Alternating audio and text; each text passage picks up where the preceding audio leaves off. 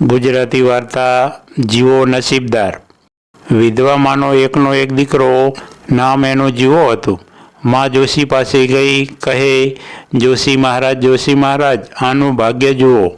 જોશી વેઢા ગણી આંકડા માંડી, કહે, માં તમારો આ જીવો નસીબદાર છે। એ મોટો માણસ થશે, ઊંચા આસને બેસશે ને ગાડી ઘોડે મહાલશે।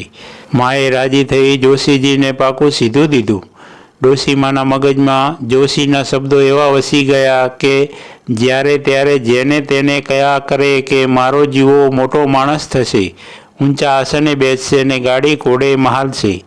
જીવો પણ માના મોઢે આવું સાંભળીને એવું માનતો થઈ ગયો કે હું મોટો નસીબદાર છું, એટલે ભણવામાં એનું ચિત્ત રહ્યું નહીં। શિક્ષકે એને ખૂબ ઠપકો આપ્યો ત્યારે એણે માને ફરિયાદ કરી કે માસ્તર મને વગર વાંકે વઢે છે।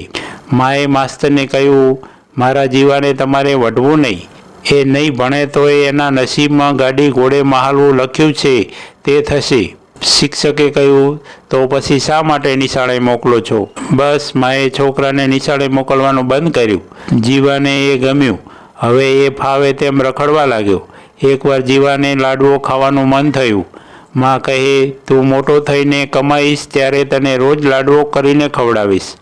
જીવો કહે, તો રોજ મને મોટો થા કહે છે, તે શું હું હજી નાનો કીકલો છું? હું ક્યારનો મોટો થઈ ગયો છું, દેખ હું કેવડો મોટો છું। આમ કહીને માની સામે છાતી તાણી ખડો થઈ ગયો।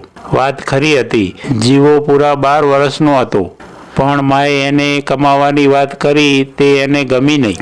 કહે, શા માટે કમાવું? એવી વેઠ કરે એ બીજા। ઘરની હાલત દિવસે ને દિવસે કંગાલ થતી જતી હતી। ખાવા પીવાના સાંસા પડતા હતા। માંથી હવે મહેનત મજૂરી થતી નહોતી। એવામાં એક વાત એવી બની કે માં ચોંકી ગઈ। જીવો એક છોકરાના હાથમાંથી પેંડો પડાવી ખાઈ ગયો હતો। એ છોકરાની માં જીવાની માને લડવા આવી। કહે, તારા દીકરાના લખણ સુધારવા હોય તો એને પેલા સોમા તરવાડીને ઘેર ભણવા મેલ। આ શબ્દો જીવાની માને કાળજામાં વાગ્યા। એ સીધી જોશીને ઘેર પહોંચી। કહે, જોશી મહારાજ, તમે તો કહેતા હતા કે તારો દીકરો નસીબદાર છે। જોશી વચમાં જ બોલ્યો, તે શું નસીબદાર નથી? શું એનું નસીબ ફૂટી ગયેલું છે? માં થઈને તું દીકરાનું નસીબ ફૂટેલું છે એમ કહે છે, તે તને શરમ નથી આવતી? જીવાની માં કહે, તમે તો કહેતા હતા કે દીકરો મોટો માણસ થશે, ઊંચા આસને બેસશે ને ગાડી ઘોડે મહાલશે। જોશીએ કહ્યું, તે શું એ રોજ રોજ મોટો નથી થતો? હજી ઘૂંટણીએ ચાલે છે? અને ગાડી ઘોડાનું તો એવું છે ને બાઈ, તું ગાડી ઘોડો વસાવ, પછી જો દીકરો ગાડી ઘોડે મહાલે છે કે નહીં? જીવાની માએ કહ્યું, હું ગાડી ઘોડો વસાવું? પૈસા ક્યાં છે મારી પાસે? તો દીકરો બીજાના ગાડી ઘોડો આંકશે। મારો જોશ કદી ખોટો પડે જ નહીં। હે, તે શું મારો દીકરો?